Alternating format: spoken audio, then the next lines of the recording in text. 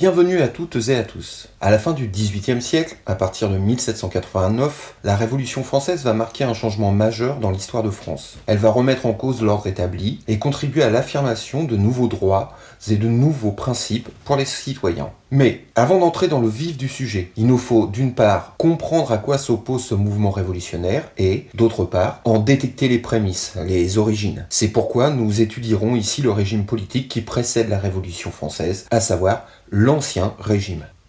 Au XVIIIe siècle, en France, nous vivons dans une société d'Ancien Régime. On appelle aujourd'hui Ancien Régime l'organisation politique, administrative, économique, sociale et religieuse de la France du XVIe au XVIIIe siècle. Pour résumer, le terme d'Ancien Régime désigne la France d'avant la Révolution française. Dans cette société, le roi concentre tout, absolument tous les pouvoirs. Voilà pourquoi on parle de monarchie absolue. Le roi dispose seul des pouvoirs exécutifs, législatifs et judiciaires, car le roi possède la royauté absolue de droit divin. C'est-à-dire que le roi tient sa couronne de Dieu et n'est responsable que devant Dieu. Son autorité ne peut donc être ni contrôlée ni limitée par qui que ce soit. Contester l'autorité du roi revient à contester l'autorité de Dieu, ce qui est impossible. Dans ce cadre, les Français n'étaient aucunement considérés comme des citoyens, mais plutôt comme des sujets. Ils ne disposaient d'aucun droit, mais n'avaient que des devoirs, dont le premier était l'obéissance aux ordres du roi. En outre, cette société était profondément inégalitaire.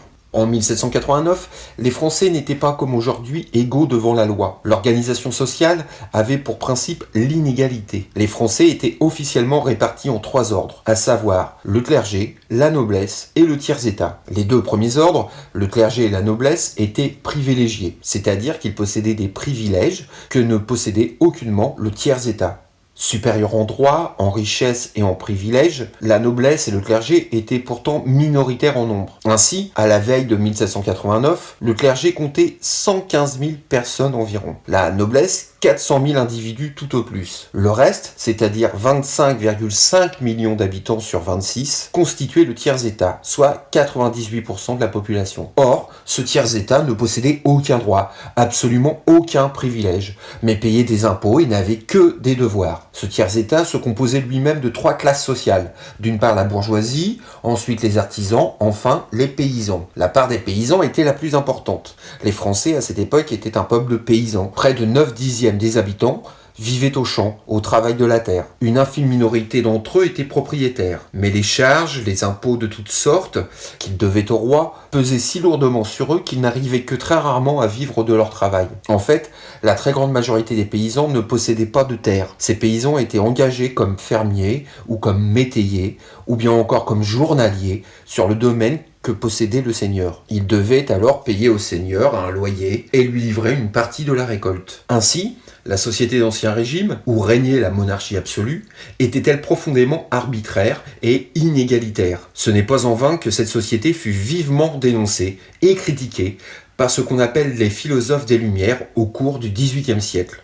Dès les années 1760, c'est-à-dire 29 ans avant la Révolution française, les Lumières vont remettre en cause la monarchie absolue. Nous pourrions définir les Lumières comme étant un mouvement culturel et philosophique du XVIIIe siècle qui cherche à faire triompher la raison au-delà des croyances, et cela dans le but de libérer les individus. Ce combat philosophique et politique, on le doit à des intellectuels qu'on appelle aujourd'hui les philosophes des Lumières. L'œuvre des philosophes des Lumières fut donc une œuvre de combat, de lutte contre les abus et les préjugés. Leur but était de faire le bonheur des hommes en développant leur raison, en les libérant de l'obscurantisme religieux et surtout en les instruisant.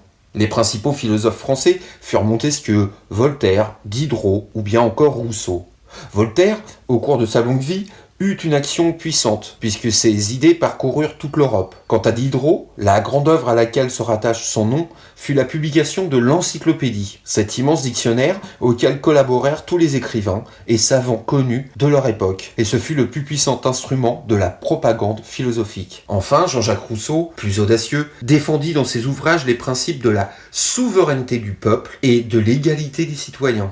Les attaques les plus vives des philosophes des Lumières portèrent contre l'Église et contre la monarchie absolue. La confiance dans la science et dans la raison devait pousser les hommes à rejeter le surnaturel, donc aussi toutes les religions. D'autre part, ils rejetèrent le principe que le roi est le maître de ses sujets et qu'il peut gouverner comme il lui plaît. Par exemple, l'idéal de Jean-Jacques Rousseau était la démocratie, c'est-à-dire un régime où le peuple fait les lois. Pour les appliquer, le peuple se choisit un gouvernement et des fonctionnaires, et il les contrôle sans cesse, ce que nous connaissons désormais. Les philosophes étaient tous d'accord pour demander la suppression des privilèges, l'égalité des citoyens devant la loi et devant l'impôt. Ils revendiquaient aussi toutes les libertés. D'abord la liberté personnelle, en vertu de laquelle un citoyen ne peut pas être arrêté sans raison. Ils voulaient aussi une réforme profonde de l'organisation judiciaire, et notamment la suppression de la torture. Ils exigeaient aussi la suppression de la traite négrière et de l'esclavage. Ils exigeaient l'instruction pour tous. À leurs yeux, l'enseignement, l'école,